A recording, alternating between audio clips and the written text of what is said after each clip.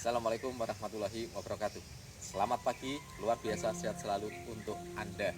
Pagi ini saya ada di Hotel Merumata, sedikit di pinggir pantai. Di sini ya udaranya pagi nyaman di waktu Indonesia bagian tengah. Mungkin sekarang ini kalau di waktu Indonesia bagian barat ada di Jakarta, yang di Kuala Lumpur dan lain-lain sekarang masih tidur agak nyaman. Ini kita sudah mau jalan ke arah pantai. Pagi ini ada pekerjaan yang kaitannya masih tidak jauh tentunya dari bidang pelatihan, fasilitator, trainer, dan lain-lainnya.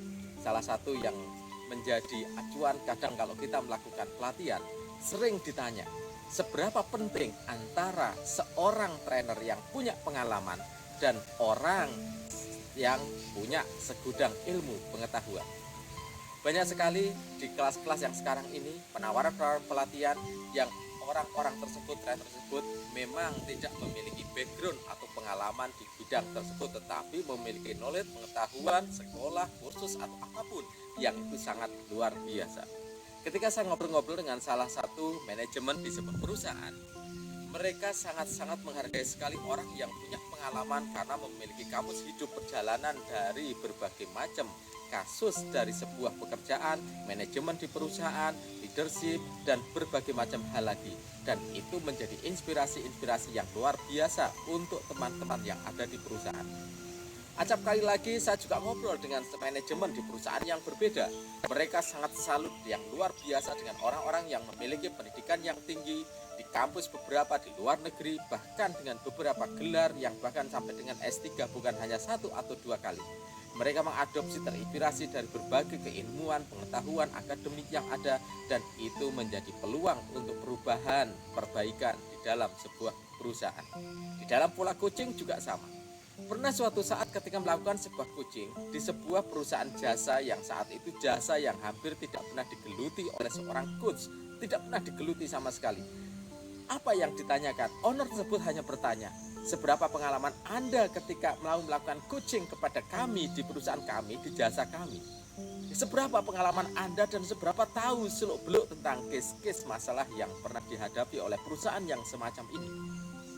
Seorang coach yang tidak punya pengalaman, dia berhenti. Dia tidak bisa menjawab karena memang tidak ada pengalaman. Dia tidak menjawab dengan pengalamannya. Dia membandingkan ketika owner tersebut bicara, dia membandingkan bagaimana kerjaan yang lain memiliki pola yang sama dengan proses coaching. Tetapi owner dari perusahaan jasa tersebut pun bertanya, seorang yang menjadi pelatih tinju rata-rata punya pengalaman di bidang tinju. Dia bisa melihat dengan kacamata dia sebagai ahli, sebagai pemilik skill yang luar biasa dalam bidang tinju. Begitu juga ketika ada pelatih pemain di sepak bola di kesebelasan tertentu yang itu juga menjadi kesebelasan yang juara, ternyata pelatih itu ternyata juga memiliki background pengalaman sebagai pemain bola, pemenang, bahkan memiliki kaki emas.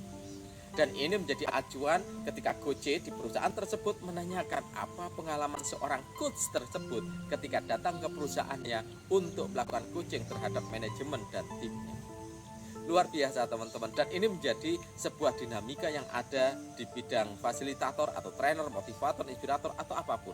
Ternyata ketika kita ketemu dalam dunia nyata, seorang trainer, seorang pelatih memiliki beberapa hal yang kaitannya dengan bagaimana menghadapi klien. Ada yang klien membutuhkan sebuah pengalaman langsung, hal-hal yang berupa case-case yang bisa menjadi inspirator. Ada yang mereka berpangku kepada kemajuan teknologi, keilmuan, dan lain-lain sehingga memerlukan akademisi, seorang yang punya pendidikan yang lebih. Dan ada yang mereka pokoknya target hasilnya terpenuhi. Yang paling penting ternyata ada sebuah sinkronisasi antara seorang trainer, inspirator, motivator, apapun namanya. Ketika dia datang ke sebuah perusahaan di company tersebut secara manajemen, ternyata bisa melakukan sebuah sinkronisasi untuk kemanfaatan pada masa-masa yang berikutnya. Dan inilah seorang trainer, seorang fasilitator atau apapun ketika berfungsi dalam sebuah perusahaan dalam jasa, ternyata memang ada hal-hal yang harus diunggulkan.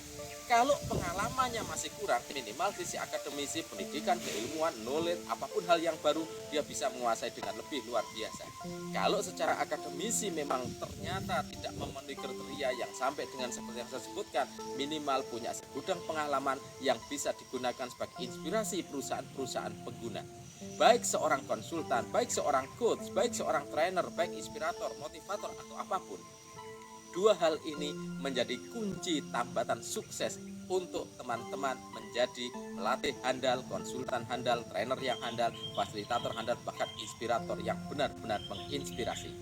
Sehingga ketika teman-teman sekarang ini yang sudah memiliki case pengalaman yang luar biasa, berbagai perusahaan dilalui, jangan lupa bahwa sisi akademis ternyata sekarang juga diperlukan.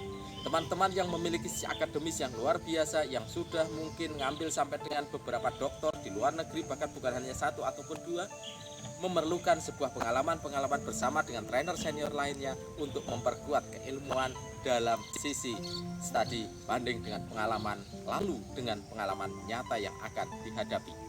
Maju terus untuk Anda berbagi untuk negeri kita, memajukan negeri kita, dan sebagai seorang trainer, sebagai fasilitator, motivator, inspirator, konsultan, coach, atau apapun namanya, kita bertugas merubah dunia menuju lebih baik. Mulai dari skup kita paling kecil sampai yang luas ke negara kita, bahkan ke seluruh penjuru dunia. Salam sehat untuk Anda semuanya, sukses selalu untuk kita semua, barokah untuk kita semuanya. Wassalamualaikum warahmatullahi wabarakatuh.